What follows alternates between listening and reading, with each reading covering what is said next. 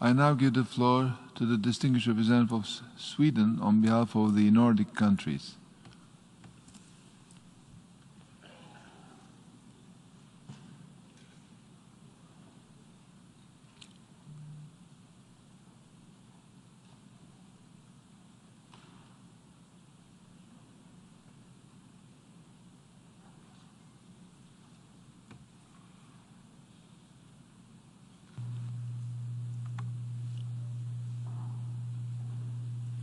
Mr. President, Mr. Secretary General, Excellencies and colleagues, I have the honor to deliver this statement on behalf of the Nordic countries, Denmark, Finland, Iceland, Norway, and my own country, Sweden. We welcome the opportunity for the General Assembly to meet amid the most serious escalations in Israel and Palestine in years. We also welcome the last meetings in the Security Council on the matter. We urge the Council to shoulder its responsibility and act according to its mandate.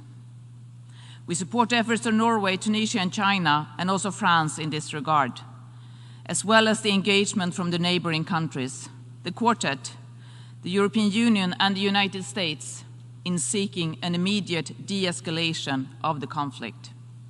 Mr. President, as the Secretary General has pointed out, the last round of violence only perpetuates a cycle of despair and makes hope of coexistence and peace more distant.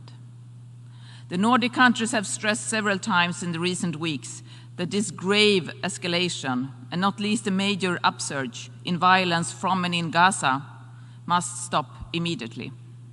A ceasefire must be reached without any delay. Mr. President, we continue to strongly condemn the indiscriminate and recurrent firing of rockets into Israel by Hamas and other groups in the Gaza Strip. We recognize Israel's legitimate right to protect itself and its citizens. At the same time, we underline that the response must be in accordance with international law, and that the obligation of international humanitarian law, including the principles of distinction, proportionality, and precaution, must be strictly observed. We are appalled by the civilian lives already lost, especially the large number of children.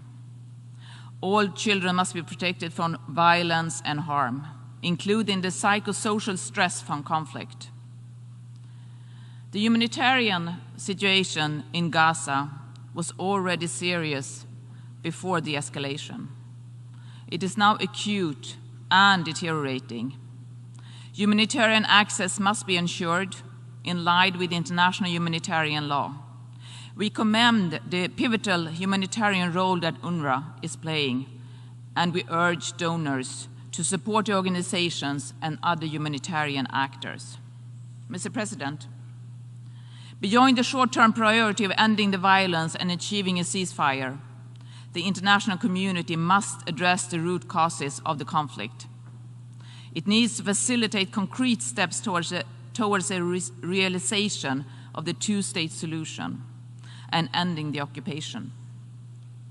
As we have recently witnessed, continued settlement expansion, illegal under international law, evictions, demolitions, and tensions around the holy sites can easily spark an increase in violence and unrest. The recurring cycle of violence must be broken. We must draw lessons from the current events.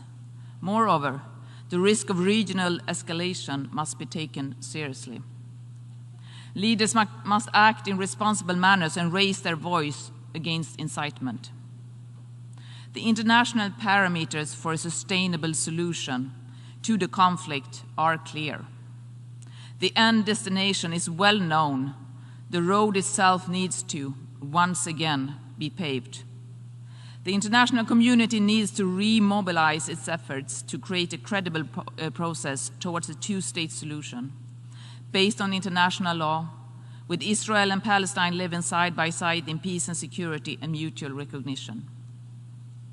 The Nordic countries have a long-term commitment to peace as well as friendship with the peoples of Israel and Palestine. We stand ready to contribute accordingly. Let me conclude, Mr. President, by voicing our support to the EU statement, and I thank you very much.